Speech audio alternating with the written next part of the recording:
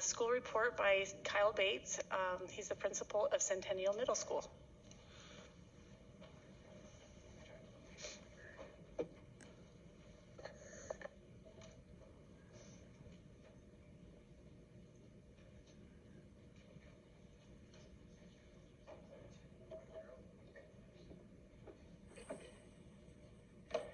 I guess you're getting to that age when you have to ask somebody who's, in their 30s or 40s how to operate technology.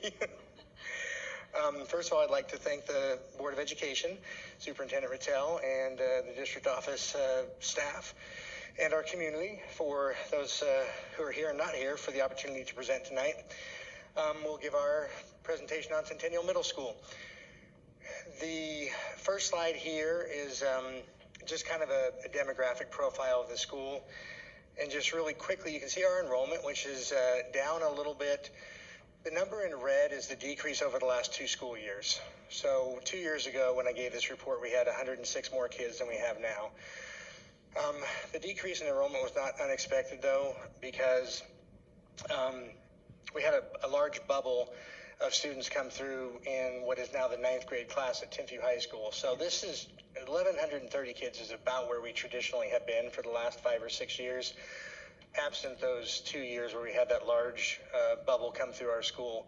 So enrollment's slightly down, but we're not terribly concerned about that. We anticipated that. The next line talks just about kind of the mobility aspect of Centennial Middle School. So 2 years ago, we had just over 100 kids that registered for school after the school year started and before I presented to the board in October. This year we've had nearly 200 students, 181 that have registered for school after the first day of school, which is an increase of 72, and another 93 students that have transferred out of our school since the school year began. And I guess my point in noting that is just to give kudos to our counseling center and our registrar, because in addition to managing the day-to-day affairs of 1,132 students, they've also handled almost 300 transfers in and out of the school in the first semester of the school year. A little more demographic information. I got the free and reduced price school lunch numbers from Leanne and her staff today. The last accurate number we have, kind of pre-pandemic, it was 36%, and our fee waivers typically mirror that pretty closely. We're somewhere in the upper 30% range on fee waivers. Our English language learning population is growing, which is a tremendous blessing for us at Centennial. I think the students who speak English as a second language or speak a language other than English in their homes have been attending our school for many years, and we're now to the point where we're identifying, I believe, just about every single child who is in that circumstance, so we can provide support services, not just academically, but also linguistically. And that percent is 19% of our student body speaks a language other than English in their home, and that's up 4% from 2 years ago. Special education is 11%, which is just about the typical prevalence rate. I think it's 11.8% that is the kind of the standard prevalence rate. But that population is up slightly from 2 years ago, and then you'll notice there's been a slight shift in our Hispanic population, which is increasing, and a slight decrease among our Caucasian students, and the overall decrease in enrollment down to 1,132. So that's kind of what the school looks like day to day, who comes to learn with us. Here's our mission statement. It hasn't changed from 2 years ago when I presented, and you guys have had this slideshow for a few days, so I won't walk through every aspect of it. I will say this, though. I was really proud of the work my leadership team and faculty and staff did putting this mission statement together a couple years ago, because my assistant principal, Brooke Ann Taylor, went to Principals Academy with her cohort of Principal Academy attendees, which is a collection of administrators from across the BYU Public School Partnership districts. There are like 5 or 6 districts that participate. So there's 40 or 50 people in this cohort, and they were doing a school visit. And one of the leaders, BYU professors, asked the group who knew their school's mission statement. And I am proud to say that not only did Brooke remember ours and share it with the group, but she was the only person in that group of administrators who knew what their school's mission statement was. So we try and keep it pithy so people can remember it, and this is what drives what we do. We want to empower learners for life. That means everyone who comes into our building gains a greater measure of control over their future based on the interactions they have while they're with us. End of level test data from last spring. A couple things I'll note really quickly. These are the 20 middle schools and high schools in the state of Utah who are most demographically similar to Centennial Middle School, starting with Canyon View Junior High, which matches us like 96%, down to Central Davis Junior High, which is like an 85% match. The blue bar at the top is our proficiency scores in English, math, and science. The blue bar down the center of each column is that percent when compared to the other 20 schools most like us in the state of Utah. And so obviously there's some work to be done in mathematics. We rank 12th of those 21 schools in mathematics. The one kind of context I'll give to that number is that our high school students who take high school math classes like SM1 and SM2 is not tested, so those kids are not part of that number. And historically, I don't know how they did it last spring. I haven't been able to figure that out yet. But last time I checked, the SM1 students were disaggregated and reported separately because it's a high school class, and we're a middle school, junior high school. So I think that number would be slightly higher if those kids were all included, because we have about 200 students who take SM1 or SM2. But we're going to focus in our math PLCs on getting that number up. Science is ranked 6th, which I'm really proud of. But the most impressive thing to me is our English department, which ranked 1st in the state in our demographic for proficiency scores on end-of-level testing. And I did a little research on some of the other schools, and at least one of the schools on that list has a magnet program, and we even outperformed them. So our English department, which has a very high-functioning PLC, is really doing a great job working with students. And again, recognizing that 1 out of every 5 students who come into our English classrooms speak a language other than English at home. So we're not just fighting the content, but linguistically there's a challenge there as well that our English department is handling quite well. A little bit about our ESL program. We have 223 students identified as English language learners. They're leveled from levels 1 through 6, with 1 being a beginning or emergent English speaker and 6 being somebody who's transitioning out of the ESL program. I won't go through all the details of this particular slide. I just want to show that, let me go back one here. We have pretty solid growth scores on our WIDA access testing. So if you look at the bottom, in the last 2 years, more than half of our ESL students have had significant growth. And when you see 0.73, that means they're going from like a level 2 almost to a level 3, or level 3 to a level 4. And that's pretty impressive when you consider that, first of all, we have 11 sections of English language development, so we can service students on levels 1 through 6 and group them by age and ability level. But again, we have dozens of students who are 1s and 2s, which means it's difficult for some of them even to carry on a casual conversation in English, and certainly academics is much more difficult than that. But the English language development program we have set up is really helping these kids move forward.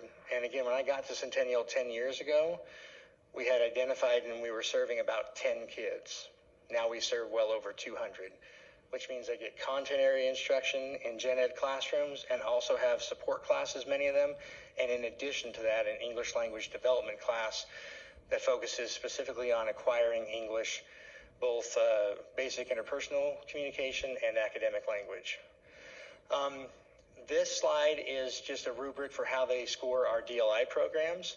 And all I'll say about this is that in middle school, they want our DLI kids to perform in the low intermediate to mid intermediate range on the 4 tested areas, which are interpersonal listening and speaking, presentational writing, interpretive listening, and interpretive reading.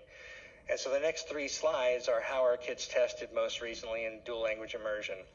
If you look up the left side, you'll see that we're hitting pretty consistently in all 3 DLI strands in all 4 tested areas the state expectation for proficiency, which is that low to mid intermediate range, I1, I2, I3.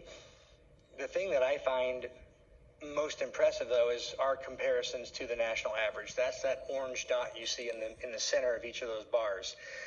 So in all 4 tested areas, our Chinese kids and our French students and our Spanish students outperform the national average by considerable margins. And I'll just go back one slide really quickly and give, again, kudos to my French DLI students and their teacher, Sarah Nellie Barrett, who comes to us from Belgium and is a passionate and really energetic and talented young teacher and has the highest scores of all of our DLI teachers, both in terms of proficiency and comparison to the national average. So the kids in the French program who come to us from Edgemont are doing phenomenally.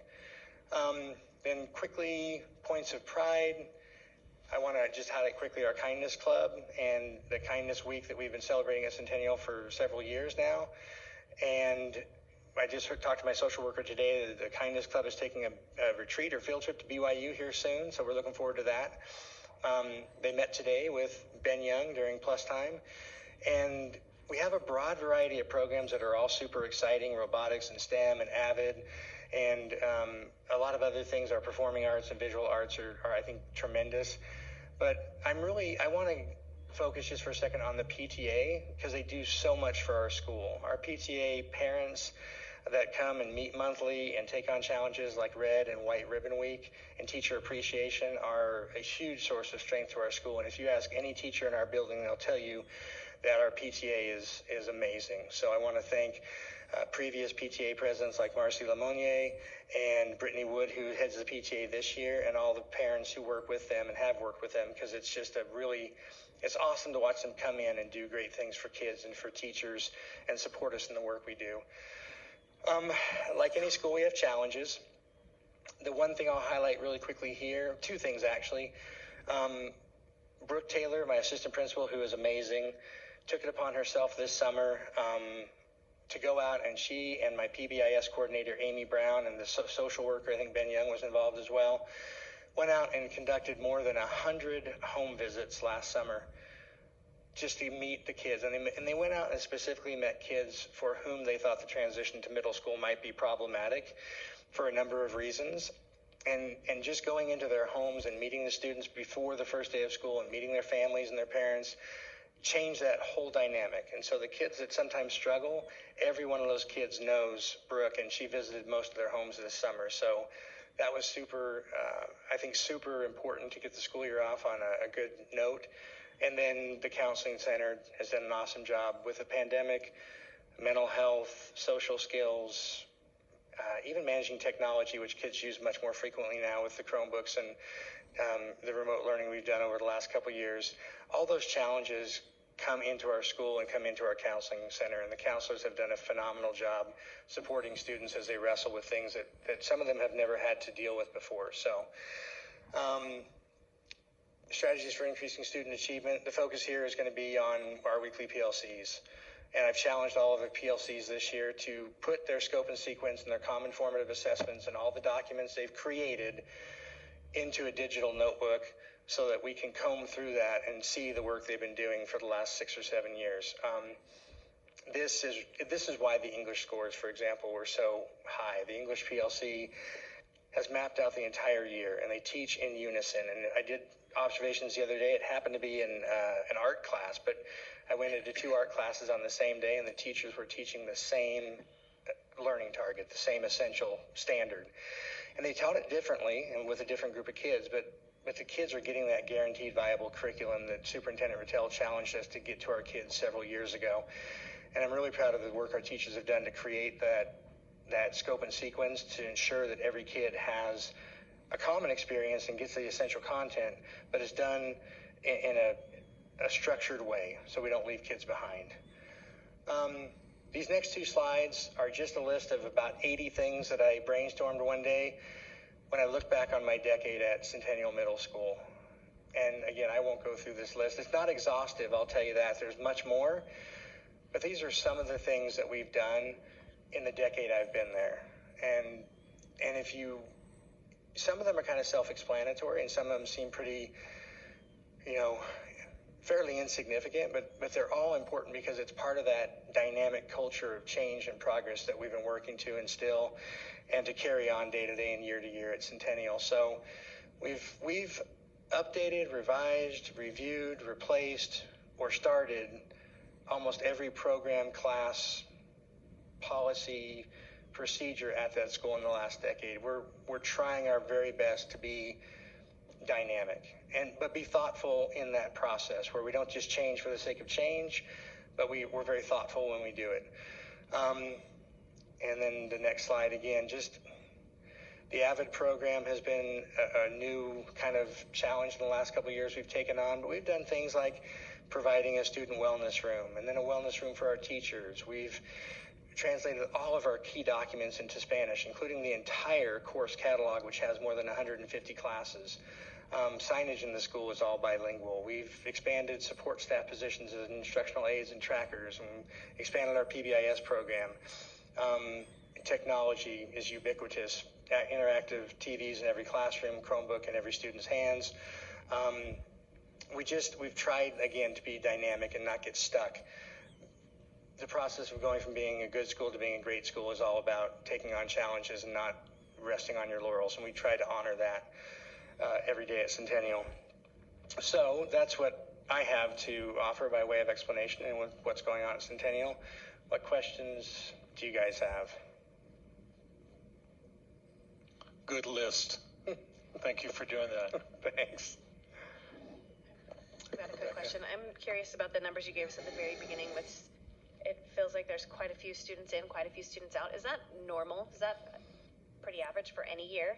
Yeah, we started tracking this about 5 years ago because my registrar, I think it was part of a conversation about her work hours. She was always getting overtime, and people were wondering why she was working 50 hours a week. And she's like, you need to understand how many kids come and go. And every one of those transfers in and out is handled personally by Lisa Vazani, our registrar, who is, again, amazing. So I'd asked her just to start tracking the number, and it's pretty consistently right around 100. This year it's almost doubled, and I'm guessing, I talked to Todd McKee earlier today. My best guess is just that, well, I think everyone's life is a little bit in flux right now with what's going on, and he said, this could be also a bunch of students coming back to school now, the transfers in, after they maybe spent a year or so at home with the pandemic. But yes, typically about 100. This year it's been closer to 200, and the transfers out, again, pretty standard. I think the number this year was 93 kids that have transferred out already this year. But it really speaks to something that I'm not sure everyone in our community understands, how highly mobile the school is, how many kids come and go each year, and the other challenges we deal with, whether it's socioeconomic status or cultural things or linguistic things or again, the mobility. We are an extremely diverse school and becoming more diverse each and every day. So again, we have to be dynamic in response to that and thoughtful as well. Thank you. Mm-hmm. Other questions? So first of all, thank you for all the hard work that you're doing. I've had a couple kids come through Centennial, and I've seen all the good things and the improvements that have happened over time, and I think the PBIS and all those kinds of things are great. I was going to ask so I have a daughter there now, and she loves the incentives you give if no one in the class is tardy. And I'm wondering if you've seen improvements in the tardies and attendance and things with some of the things you're doing with that.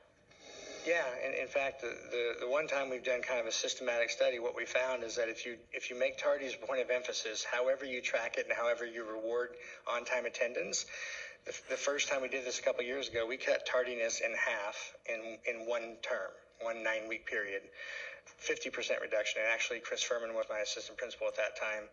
But yeah, when you reward kids, and this is what we try to do with PBIS, is stop focusing on what kids are struggling with and start focusing on what they're getting right and incentivizing the behaviors you desire so you see more of that, and then maybe focusing a little less on what they're doing wrong and focusing more on what you want them to do right. So yeah, when we go out and incentivize on-time attendance increases always, and we just need to do more of it. It's easy to give a little tardy push and then maybe let it slide to the back burner when something else blows up. But yeah, we focus on that, and when we do, we see attendance improve. So, okay. So one of the most dramatic changes is that 5x5 schedule which lets you do lots of different things. You can personalize a kid's schedule, but you've added a lot of electives. I'm curious if, I don't know if you have any data or anything, or just your eyes and what you're feeling. What impact do you think that's had on kids just liking school? That there are more places for them to grab hold of. Has that had an impact at all in that regard? Yeah, because we often talk about how students who may not enjoy school or be as good at the academic side of school will hook into other things. And the classic anecdote is the football player whose coach gets him to come to school and stay eligible so he can play football. And it's true. Not every kid gets up in the morning, especially in middle school, just craving to go to school to learn English, math, and science. But we have so many other things they can do. And the beautiful thing about the 5x5 is you don't have to give up the things you enjoy to get additional help in core academic subjects so that you can succeed there as well. So with 10 periods, a kid can be double blocked in math and English and science, and some of our ELD kids are even triple blocked in English and still have 4 or 5 periods left over for elective classes, which allows them to participate in the band or be in the dance program. I was talking to Derek before we started here. We had our first dance concert post-pandemic. So the first one we've had in a couple of years, where we had everyone in the auditorium, and we have a new dance teacher, and we've changed the program to make it more inclusive. It used to be very strictly ballroom. And now we do all sorts of genres of dance. And when I went to the concert last Thursday night to supervise, there were more than 150 kids who danced in that dance concert. And all types of students. You could tell some had never danced before. And we had boys up there doing contemporary stuff, which I've never seen in my 10 years at Centennial. And we had, again, people that you knew had never danced before they joined the dance class here at Centennial. And to see 150 kids dancing together, all varieties, all shapes, all sizes, all ability levels, and having fun. And they came out on stage at the end, and there they sat, 150 strong, and we've never had that. So it's things like that the 5x5 allows us to do, and know that those kids that are on stage are also getting the help they need in English, math, and science, so they can be successful there too. Our band program is basically doubled in size, orchestra as well. Keith, you're a musician, you'll appreciate this. We now have pretty consistently our top 2 bands and orchestras go to the state festival every year now and get superior ratings, which again, we could not do without that 5x5 schedule. So, anything else? We're glad you're there. Okay. Thanks for all the time you spent there and the investment you made, because it continues on an upward trajectory, and that has still a lot to do with leadership. So thank you. I appreciate it, McKay. And I'll just say in closing, I love what I do. I love where I do it. We have and to a place now where if anything goes wrong at Centennial, it's absolutely my fault, because not only am I the principal, but I've had a hand in hiring almost every teacher and staff member in the entire building. There's only 5 teachers left who were there when I got there 10 years ago. It really is a school that my faculty, staff, and I have co-created over the last decade, and I love it. So it's an honor and a privilege. I'm blessed to be there, and thank you for the opportunity to present, and also for the opportunity to be the principal at Centennial Middle School. Thank you, Mr. Bake.